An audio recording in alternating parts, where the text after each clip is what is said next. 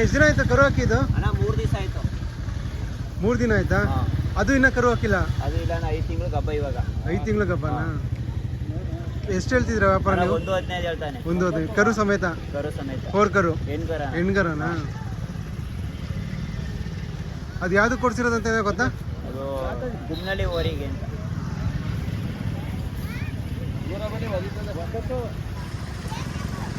1,05,000 ಹೇಳ್ತಿದ್ದೀರಾ?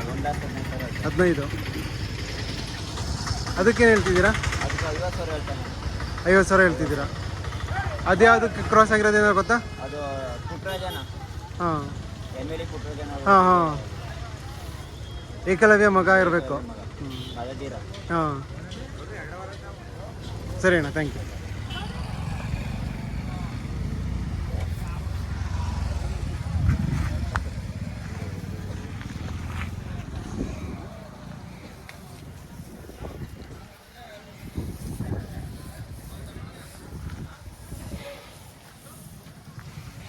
ನಿಮ್ದು ತಾತ ಇದೆಲ್ಲ ಊರುಗಳು? ಹೌದು.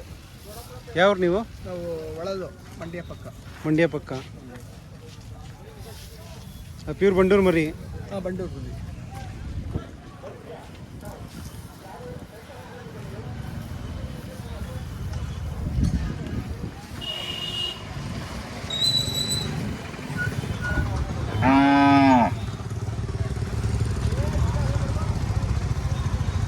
ಎಲ್ಲ ಊರುಗಳೇನೆ? ಎಲ್ಲ ಊರು.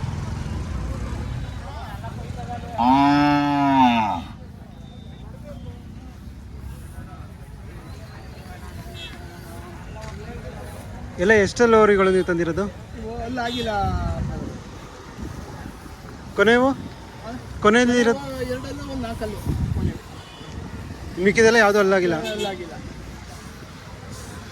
ಜೋಪಾನ ಮಗ. ಇದೆಲ್ಲ ನೀವು ಬೇರೆ ಕಡೆಯಿಂದ ತಂದಿದ್ದ? ಹೊರಗಡೆಯಿಂದ.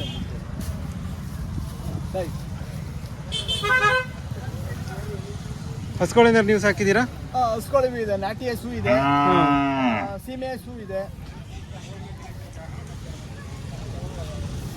ಎಮ್ಮೆಗಳು ಇದೆ.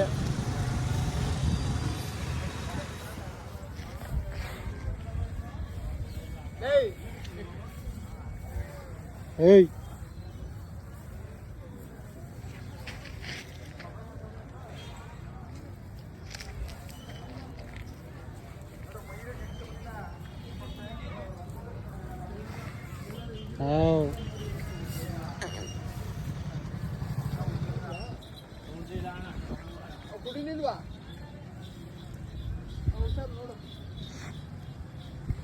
ಈ ಕರು ನಿಮ್ಮ ಮನೇಲೆ ಹುಟ್ಟಿದ್ದ ಇಲ್ಲ ನೀವು ತಂದಿದ್ದ?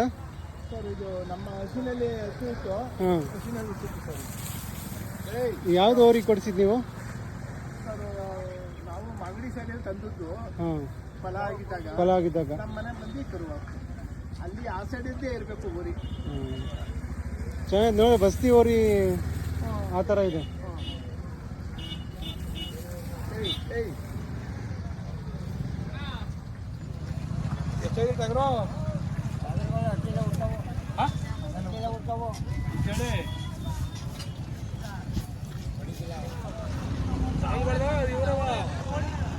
ಯಾವ